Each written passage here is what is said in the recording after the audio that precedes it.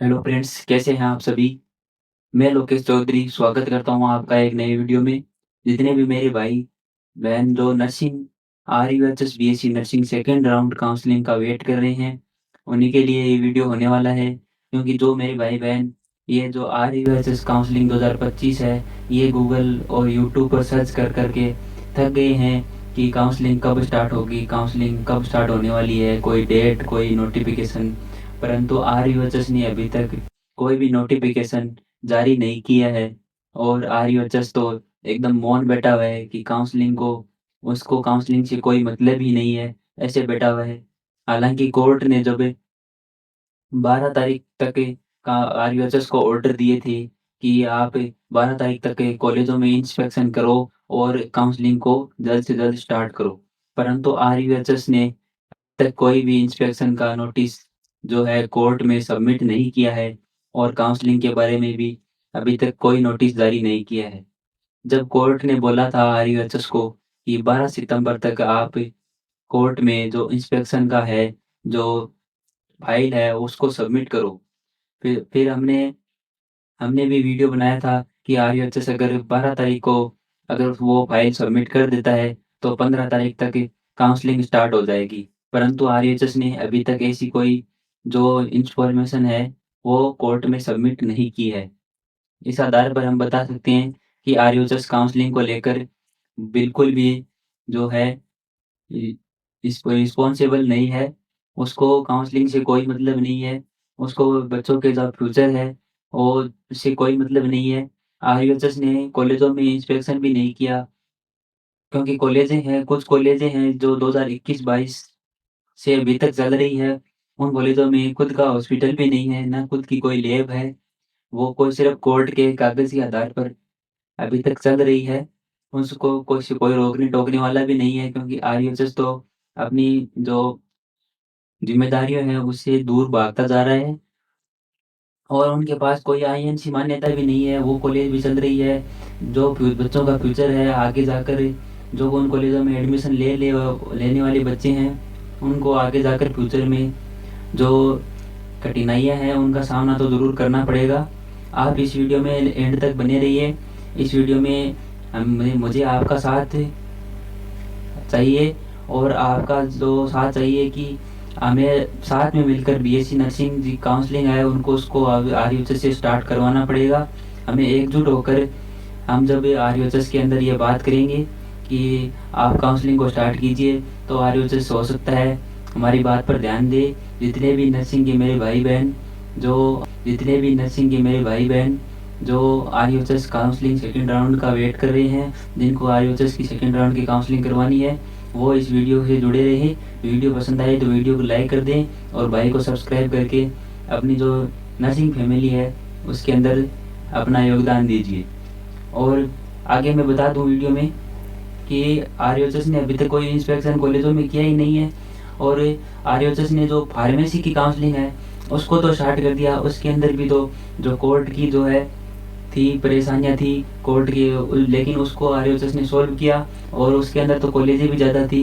BSc nursing के अंदर college भी तो कम है, तो फिर 2 महीने तक आरयूएचएस कर क्या रहा है? आरयूएचएस ने अभी तक कॉलेज के अंदर वो है आर नोटिफ़िकेशन क्यों नहीं जारी किया है और RUHS counselling second round counselling को स्टार्ट क्यों नहीं करवा रहा है? आरयूएचएस का तो हर बार का यही है। आरयूएचएस के अंदर जो बच्चे एडमिशन ले लेते हैं, उनको आरयूएचएस जो फॉर्म निकलते हैं उनके फर्स्ट ईयर, सेकंड ईयर, उनके अंदर पहले तो लेट कर देता है। फिर आरयूएचएस उनके अंदर बच्चों को बहुत सारी बैग देता है। हाँ, ये रियलिटी है, आरयूएचएस बहुत बैग देता है और फिर रिवॉल्यूशन फार्म के नाम पर बच्चों से बहुत सारे जो पैसे हैं वो ले लेता है। पहले बड़ी मात्रा में जो फीस है उसको बच्चा जमा करता है और फिर आरयूएचएस जो है रिवॉल्यूशन के नाम पर पैसे बच्चों से ठग लेता है। और जब हम बात करते हैं कि नीट के अंदर पिछले कुछ दिनों के अंदर मामला हुआ था, लेकिन नीट ने उस मामले को 15 दिन के अंदर अंदर सॉल्व किया था और नीट की काउंसलिंग को कंटिन्यू रखा था। लेकिन आरयूएचएस इस बात पर कोई ध्यान नहीं दे रहा है और हम जो नर्सिंग के स्टूडेंट हैं, आप जैसे नर्सिंग स्टूडेंट जो नर्सिंग के मेरे भाई बहन हैं, उन्होंने इस साल जो आरयूएचएस यूईटी का एग्ज़ाम दिया था, पूरे 80,000 बच्चों ने एग्ज़ाम दिया था, जिसमें से कुछ बच्चों को तो फर्स्ट राउंड में कॉलेज मिल गया है उनको तो उनकी तो पढ़ाई शुरू हो चुकी है, उनके जो सेमेस्टर की जो पढ़ाई है वो शुरू हो चुकी है और वो तो अपनी पढ़ाई कंटिन्यू कर रहे हैं। लेकिन जो बच्चे अभी तक के सेकंड राउंड काउंसलिंग का वेट कर रहे हैं वो तो उन बच्चों से तो पीछे रह ही जाएंगे। फिर जो आरएचएस का सिलेबस है वो इंग्लिश टू इंग्लिश पढ़ाया जाता है कॉलेजों में, फिर ही उन बच्चों को वो सिलेबस समझ में आएगा तो आएगा कैसे। इस बात पर भी आरएचएस को ध्यान देना चाहिए कि बच्चों को 2-2 महीने लेट करना सही नहीं है। और हमें साथ मिलकर जो आरएचएस की जो हेल्पलाइन है और आरएचएस की जो मेल आईडी है उस पर हमें लगातार मेल करते रहना चाहिए। हमने तो मैं खुद आरएचएस की जो ईमेल आईडी है उस पर हज़ारों मेल कर चुका हूँ और आरएचएस की जो हेल्पलाइन नंबर है उस पर भी बहुत सारे कॉल कर चुका हूँ, लेकिन आरएचएस कुछ ढंग से रिप्लाई देता नहीं है और उन्होंने मुझे तो ब्लॉक भी कर रखा है। वो मेरा तो कॉल उठाते भी नहीं है हेल्पलाइन वाले।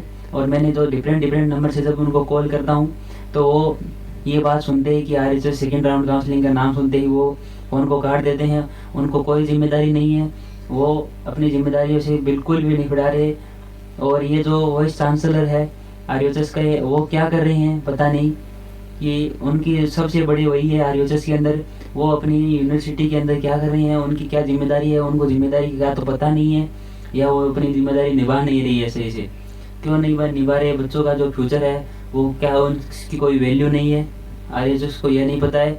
हमें आरएचएस के अंदर जो जाना चाहिए और उसके अंदर हमें लगातार एप्लीकेशन डालते रहना चाहिए। कि मैं तो खुद तो वहाँ पर नहीं जा पा रहा हूँ क्योंकि मैं बहुत दूर हूँ आरएचएस से, लेकिन मैं लगातार आरएचएस के अंदर जो है एप्लीकेशन डलवा रहा हूँ अपने दोस्तों से और जो वहाँ आसपास रहते हैं उनसे। मैं लगातार आरएचएस के अंदर एप्लीकेशन डलवा रहा हूँ कि आप काउंसलिंग को जल्द से जल्द शुरू कीजिए। क्योंकि जो हम तो समझ सकते हैं कि काउंसलिंग लेट हो रही है, लेकिन इतनी लेट कैसे हो सकती है काउंसलिंग। लेकिन जो बच्चों के जो पेरेंट्स हैं उनको ये बात समझ में नहीं आती है कि काउंसलिंग ऐसे लेट होती है क्या। वो तो सोचते हैं कुछ हमारे जो पड़ोस में किसी को कॉलेज मिल गया और वो तो सोचते हैं कि इसको तो मिल गया, तेरे को तो मिला ही नहीं, तो तूने तो पढ़ाई भी नहीं की है। और ऐसे ऐसे वो अपने बच्चों की जो चिंता कर रहे हैं। और जो बच्चे हैं उनके अंदर भी अभी तो आरएचएस ऐसी काउंसलिंग को लेट कर रहा है तो उनकी होप भी ख़त्म होती जा रही है कि काउंसलिंग आरएचएस स्टार्ट करेगा, उन्हें कॉलेज मिलेगा या फिर नहीं। और वो जो नेक्स्ट ईयर के लिए ड्रॉप लेना चाहते हैं वो बच्चे भी अटके हुए हैं, क्योंकि उनको पता चल जाए कि उनको कॉलेज नहीं मिलती है या फिर मिलती है तो वो फिर आगे बढ़े और अपनी जो पढ़ाई है उसको कंटिन्यू करें। इसलिए मैं आपसे कहना चाहता हूँ कि आप इस वीडियो को पूरा देखें और चैनल को सब्सक्राइब जरूर करें और वीडियो को लाइक करें और कमेंट में नर्सिंग कमेंट करें, जिससे मुझे पता चले कि आप कितने लोग जो मेरे भाई बहन हैं वो मेरे साथ खड़े हैं और हमें जो आरएचएस के जो खिलाफ लड़ाई लड़नी है उसके अंदर कितने लोग मेरे साथ हैं। और जिनके जितने भी नंबर आ रहे हैं आरएचएस सीयूईटी के अंदर वो मेरे को एक बार कमेंट कर दीजिए, मैं उनको बता दूंगा कि आपको कौन सा कॉलेज मिल सकता है और कौन सा कॉलेज आपके लिए बेस्ट रहेगा। कुछ जयपुर के अंदर कुछ कॉलेज है, मैं नाम नहीं लेना चाहता, 1-2 कॉलेज ऐसे हैं जिन्होंने बच्चों के साथ धोखा किया है इस बार भी।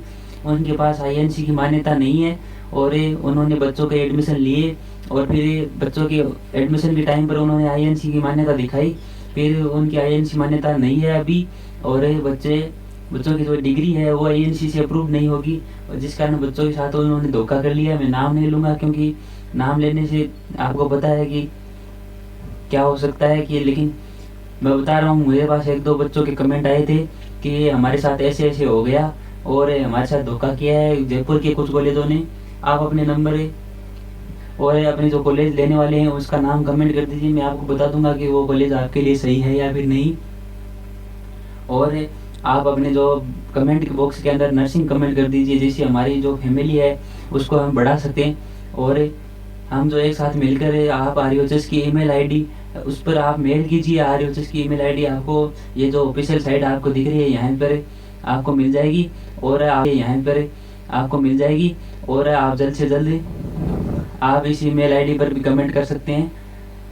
आप और आरएचएस की जो हेल्पलाइन नंबर है उस पर भी आप लगातार कॉल करते रहिए, जिससे कि कुछ उनको पता चले। और जो यहाँ पर इंस्टाग्राम और जो ये जो दिए गए ऑप्शन है इन पर भी आप ज़्यादा से ज़्यादा हो सके उतने मैसेजेस कीजिए, जिससे कि आरएचएस कुछ ध्यान दे। आरएचएस ने तो बच्चों का मजाक बना रखा है, उसको क्या मतलब ही नहीं है कुछ कि काउंसलिंग को शुरू करें या फिर ना करें।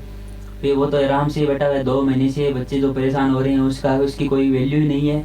और आपका जो आपके जितने नंबर आ रहे हैं आप मुझे बता दीजिए, मैं आपको फिक्स बता दूँगा कि आपको कॉलेज मिल जाएगा या फिर नहीं मिलेगा, जिससे आप अपनी नेक्स्ट ईयर की प्रिपरेशन तो कर सकें कम से कम।